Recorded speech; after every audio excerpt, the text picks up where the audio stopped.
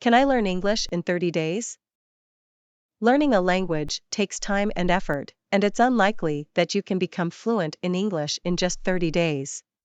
However, you can definitely make progress and improve your English skills in this time frame. Here are some tips to help you learn English in 30 days. Set realistic goals. Decide what you want to achieve in 30 days, such as improving your listening or speaking skills, learning new vocabulary, or becoming more confident in using English. Practice regularly. Dedicate some time each day to practice your English. Even if you can only spare 30 minutes, consistent practice will help you make progress.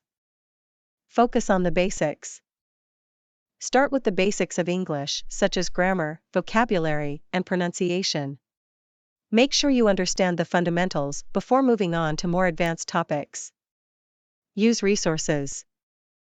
Use a variety of resources to help you learn, such as textbooks, online courses, language learning apps, and conversation partners.